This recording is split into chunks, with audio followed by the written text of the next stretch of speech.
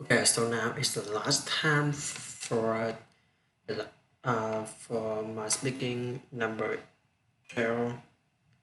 So this is so because it's because it is the last time. So this time is gonna be the 20th time. So and after this time, I'm gonna try one more video, which I'm gonna use it for the other 20 days.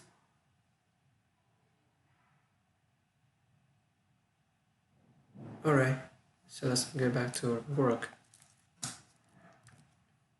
You can tell yeah, right now you have a lot of people that say forget about school, about school, idiots. Do you think they're idiots? I mean, why? If if you are gonna have a run business, you don't understand accounting, you already behind it, and you hire a guy that nobody have to have curriculum you, right? I mean, there's people that don't understand the concept of the difference between credit and cash. You know, oh, your accountant might tell you you're profitable, but your cash is going down. Not understanding the breakdown when you don't. You think you need a college to learn that? You think you do right? Because most of them people look, if you're so same motivated, you can take an online course in accounting and teach yourself. I think you're a highway or handle game anyway. Most people, and I'm not saying you have to go to Indiana, I'm not saying to go expensive school. I'm not saying you go accounting the medicine first for the class. Just spending the money forces you to more obligated to do it. Accounting, finance, let's sustain marketing, sales to office that these are all the language of business. So why is possible to teach yourself these things? Why possible to hire them? When you think your own company, you don't want to have spend money hiring an accountant. So your cost of problem of business drops in 1% and all that. That's blocking and tackling. That language of business. The telling and learning linear that was more important than anything else. I learned how to learn, and learning became more important to me because the one certainty in business is always going to be changing. If you're not always learning to this minute, if I'm just not constantly learning, if I'm just absorbing as much as I can absorb, so now it's going to give me ass. Right, so you have about paranoia. So okay, the source of your paranoia should be knowledge. If someone else knows more than you do, and if you're not learning, if you don't know how to learn, you don't have the thirst for learning and acquiring information, you SOL. People like to say, only stupid questions are only you want to ask them. That's right. Because the question you ask them, tell me who to move about you, anything else to do. Because you like to tell me about your preparation. If you ask me a question about just basic things that you have known and you should not come to science, that's going to require for you or more than anything. Do you think there needs to be a healthy level of paranoia? Absolutely needs to be. Oh yeah, I mean I always say for every part of my business, I said revenue to keep my own ass, right? So whatever business you have, there's something trying to put your business to try to take the bite of your business, and it's better for you to figure out how you're gonna do it rather than do it. So yes, being paranoid, so you have to be paranoid and you have to anticipate other people's next moves. You can even apply the competition. Um, I was at a business plan competition this morning at college, and they were kind of being dismissive of the competition. And so you can't ever do that. They will understand trying to take you down, and you're not just gonna sit still. And you're really, really good. You're going to inspire them, even harder, faster, better. You don't have to be, very self-aware of what you're good at and what other people are good at. And a healthy life does a paranoia miss a bit. It's very helpful.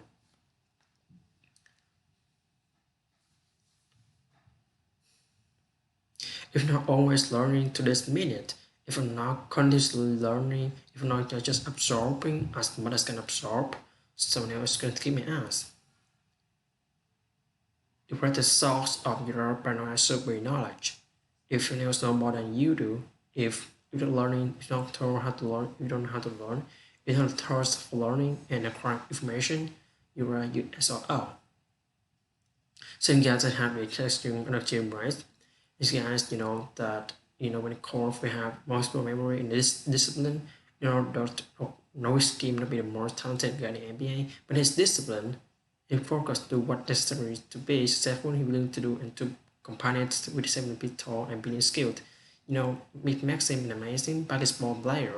So it's understanding what skills it is, finding the right place to use those skills, and then going for it. It will make you $250,000. It depends if you pick the right industry. But whatever industry you pick, if you outwork everybody, if you try to be the smarter everybody, if you will just be the salesperson everybody, if you try to be better prepared than everybody, you got a good trend. Because if you don't do it and somebody else does, I have a saying like work like someone else to try or take it all away from you. Work like someone else spending 24 hours working, 24 hours to take it all away from you. And that's kind of one way I look at it.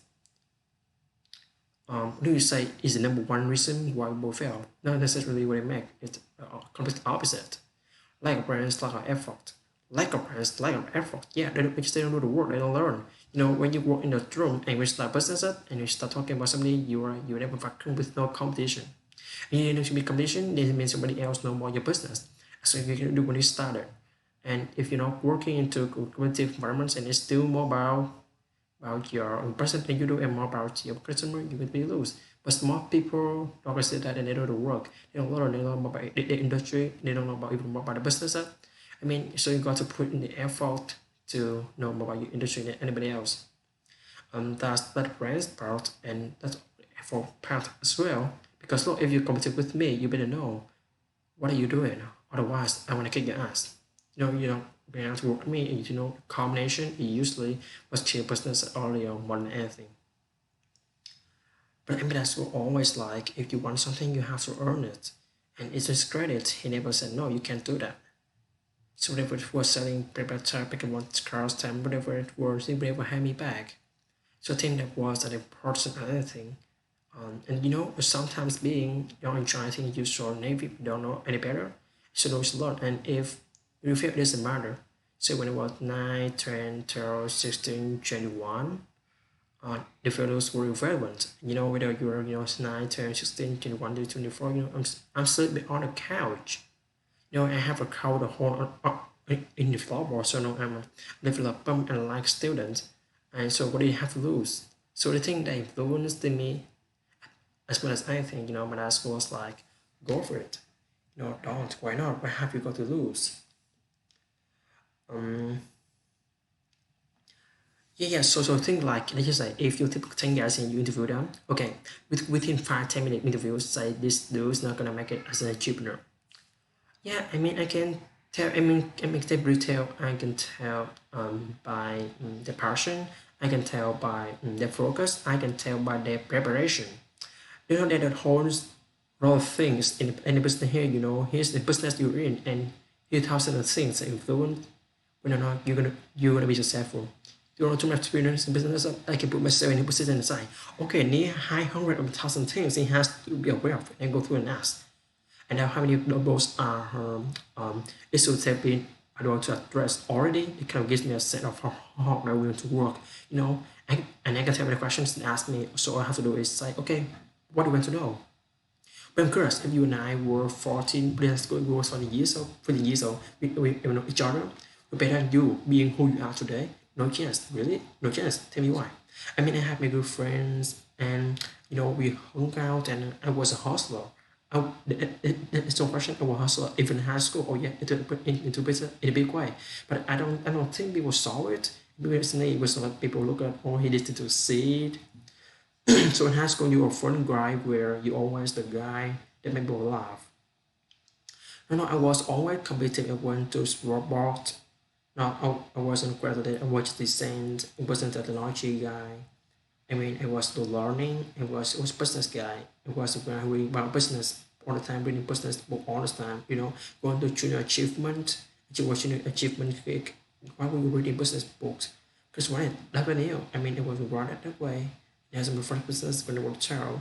It was buying, selling baseball cards, buying, selling stamps, and anything I could do to make money. So I was hustling, trying to do. This was the business, but I don't so much worth.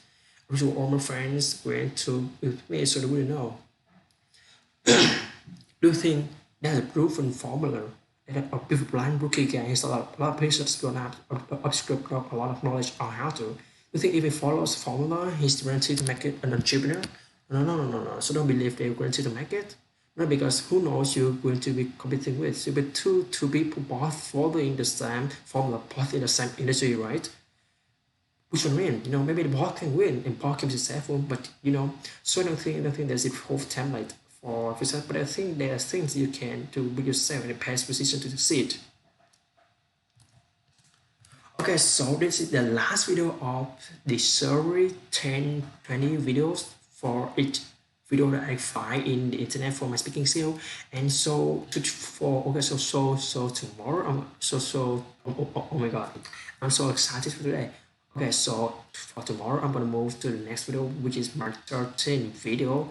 My 13th video about speaking in a skill, and just go for it so that I can make my dream come true in order to improve my speaking skill. I'm gonna try everything. I'm gonna do everything. I'm gonna try everything. I'm gonna get up at 6 o'clock. I can sleep 7 hours a day, 7.5 hours a day, 8 hours, maybe 6 hours a day. If I really want to pass this class, I really want to pass the regular grade 11 English. I have no choice. I have no time. Like I don't have. If I spend too much money, $14,000 to learn in the school, and they don't pay any fees for school, I have to pay, and I have to learn in ESL class when I pay that much of money.